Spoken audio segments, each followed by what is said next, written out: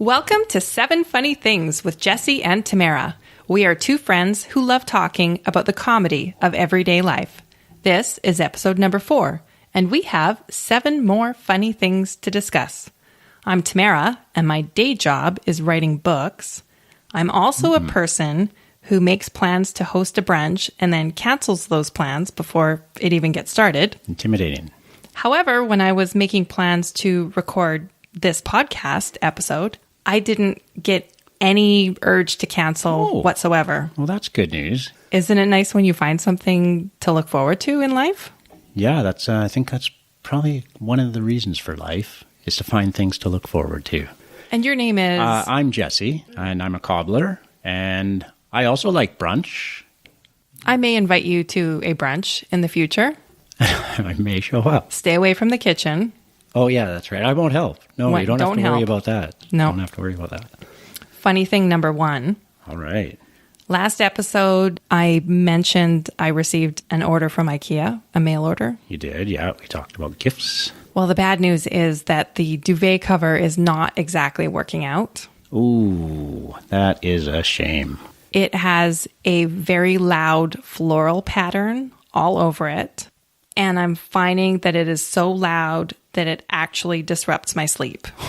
It wakes you up with its visual loudness. It does. So what did it when you didn't see it when they didn't have a picture of it, or you didn't get an idea of what it might look like when you picked it out, or did they not send the right one, or how did this happen? Oh, they sent the right one.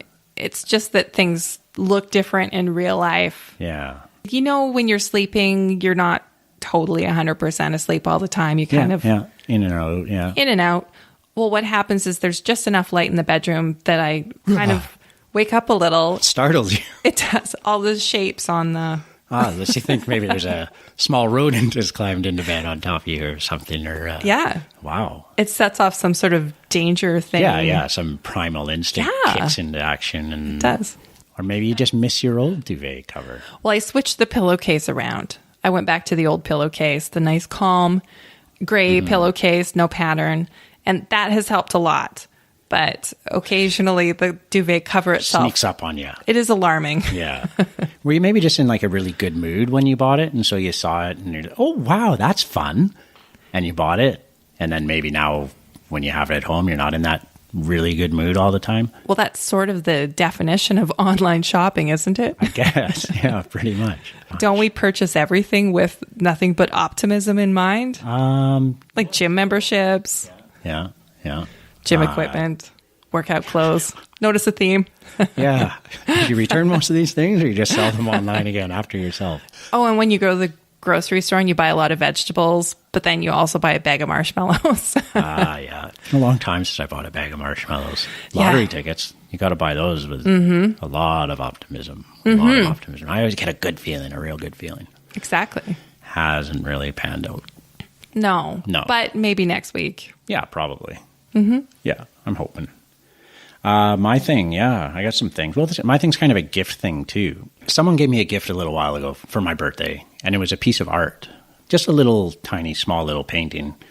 And I really liked it. I was like, oh, wow, that's cool. And I put it up that day, and I really enjoyed it, and I see it every day now, and I do like that. But it got me to thinking that, like, art is like to buy someone a gift of art, you really, you really got to know that person, right? Or you really just don't give a damn, and you're just scrambling to find something to buy someone, and you give them this. And then they don't put it up, or maybe they only put it up when you come over. But if you buy someone something that... I don't think I've ever bought anyone a piece of art because I always am too fearful that it is going to be a giant failure that they will only put up when I come over, or will forget to put up, and I'll notice they don't put up when I come over, and probably have hurt feelings. Buying someone art is a tough one. I make art myself. I've made pottery and I've made paintings, and giving someone a painting of your own. Yeah. It is really tough. Because what if they don't like it? I'm sure your stuff's lovely, but... Well, I'm practical, so I did put a lot of thought into this. And so what I'll do is on occasion, I'll have a big art show and I'll have a whole bunch of pieces and people can pick something that they... See, that's a different thing, yeah. Yeah. I've actually got quite a quite a bit of my art has been gifts, and I think I've liked every piece that I've been given as a gift. Gifts in general are pretty personal. They are, but if you buy someone a sweater and they don't like it, it's not as it wouldn't be offended if someone didn't like the sweater I got them as much as I'd be offended if someone didn't like the painting I did for them or even the painting I bought for them. Unless it was just kind of we're supposed to bring a gift? I don't know what to get. And you quickly run down to the thrift store and they have all those stacks of old paintings and you grab one out of there and you bring it to the party. Ooh, I'd love to get one of those. Some of those are nice. Sometimes there's the rare gem in there. I always look through those at the thrift stores that I hope to find something that I'll recognize as being an Antiques Roadshow quality piece of artwork that has been sitting in whatever thrift store for however long and it's actually worth thousands of dollars because of your experience with knowledge of art, which is zero, pretty much. See, this is awkward because we're at your house recording this and you're talking about a piece of art and I need to see it. Well, the one I'm talking about right now is not in this room. No, I'm afraid it's not in this room. Go get it. We'll hit pause through the magic of podcasting. Okay. So when we come back, Jesse will have brought his piece of art out. All right. You're back. This is like I said, a lot of the art that you see in the studio was given to me as gifts, but in particular, this is the one that made me think about this. And this is it. It's a green canvas that looks a bit melted. Well, it's not canvas. It's actually got wax on it. Okay. So that's probably why it looks melted. Okay.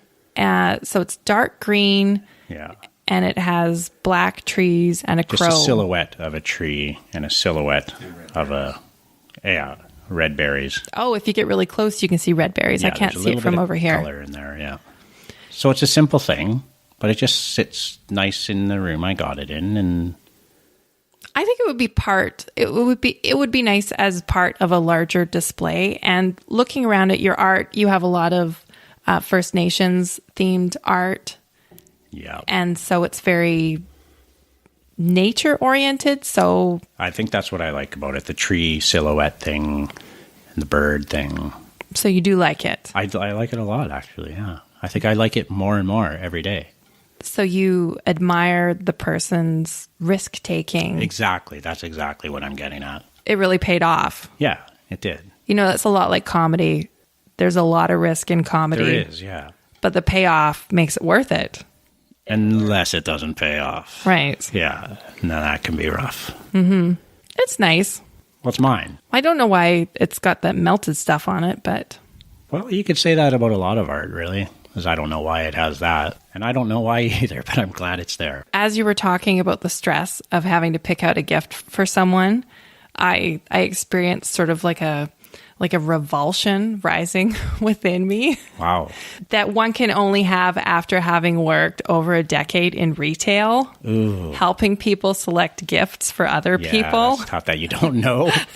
Yeah, that can be tough. I think I'm a pretty good gift giver, actually, usually. I think unless people are lying to me, I think I'm usually pretty spot on with what I get.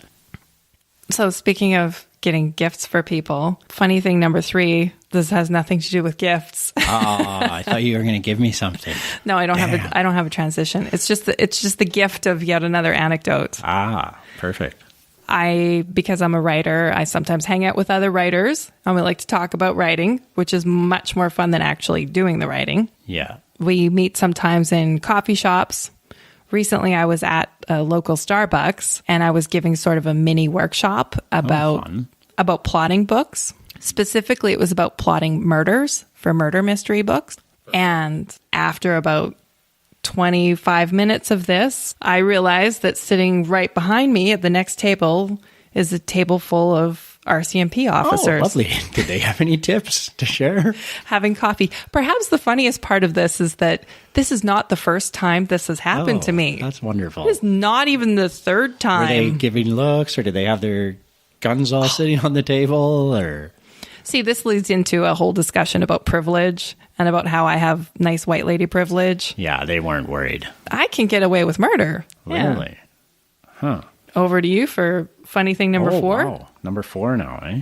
This is like a little thing. I'm going to go back to the gifts. Gifts for myself. As I've told you before, I worked in the Arctic for a while, where it's known to get a little bit chilly, and I was working out. I'd work outside, and so I'd get cold feet all the time. And so I got into buying really expensive socks, like good socks to keep my feet warm. Wool socks I'd buy, but not that itchy, crappy, uncomfortable wool. It's usually like merino wool or expensive wool socks that are really comfortable. And they also keep your feet warm. They keep your feet dry. They're great. But it kind of has ruined me for socks now because I came back from working away and I bought myself a pack of just regular socks and I can't wear them.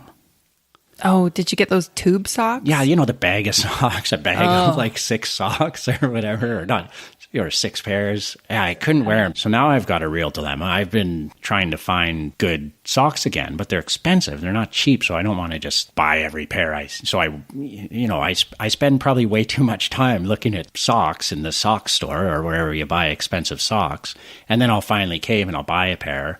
And then I don't like them. They're not the same as the ones and I've tried to find the ones I got before, but I can't find them anymore. So you're looking for a good mid-range sock. Well, no, like a upper mid-range, I guess. Okay. A wool sock, a good wool sock. I like wool socks, but not that itchy, not the gray wool sock with the 2 red stripes on the top. That you make sock monkeys out of. Yeah, not the sock monkey socks. And I never thought that would be a problem I'd have, is that I can't find a good enough sock. Like, come on. Who says that? Well, apparently me. Apparently you. I believe you that it's hard for you to find socks that are not garbage that you wear once and throw out. I am a firm believer in you get what you pay for. And they do last for a long time. They last way longer than the bag of 6 tube socks that are torture to wear. Not torture. I'd hate for someone who's actually been through torture to hear this. Be told they have to put this sock on now. It's actually part of their torture that they have to listen to our podcast. Yeah, that could be it as well. They could be strapped down here. Yeah. The irony is that literally as we were walking in to your studio to record tonight, I was literally complaining about my socks that are new. You see? They're too slippery. Oh, the worst. And the seam over the toe is needlessly aggressively firm. Come on, let's trim that thing down a little bit. Why do I need it shooting up under my toenail like that? Why is the sock itself made out of slippery feathers and the seam on the toe made out of, I don't know, balsa wood or something? Yeah, or razor blades. Slightly dulled razor blades. Yeah. Yeah, I have some brown socks that are really good. Oh, the brown ones, eh? Yeah. Yeah, they're pretty nice. Well, I'll keep my eye open for some brown socks. Well, they're women's socks. That's another maybe suggestion. That's what I need to do. Maybe I need to start shopping in the ladies' area. That's where it starts. You start buying women's socks. Yeah, that's where it starts. I'll start buying women's underwear. And then I'm wearing a dress. Wow, I always wondered how that happened. Yeah, that's how it happens. Well, if I bought like a large woman's sock, maybe that's what I need to do. Yeah. That's literally all of my socks. Yeah, we should go sock shopping together. We should. That would be fun. Sock hopping. So we're on funny thing number 5. Sure. So this is a little bit of a kind of a spiritual story. Aw, sweet. It's time. I don't know if you've ever heard about this idea of a Kundalini awakening. It's a yoga term. I just did. You just did, yeah. It's sort of this idea that you reach a point in your life, maybe around midlife, and you just kind of ascend to like a new, like you level up, basically. Oh, wow. Spiritually. You just leveled up, you've opened up. Yeah. That's what it sounds like. That's what happens. Yeah. Yeah. Your energy changes and you're all good. So a couple of years back, I had a flight out to Saskatoon for a family wedding, and it was fun. It was a little stressful, family, the whole thing. And on my way back, I felt weird. I felt funny. Mm-hmm. And I was in the airport making a, what do you call it? Flight transfer. Yeah. A connection, making a connection. That's what it is. And I just felt supremely exhausted, but also like I was changing, like I was opening up, like I'd just been through something kind of deep. And the sunshine was streaming in through the airport window. And I just felt this sense of like serenity and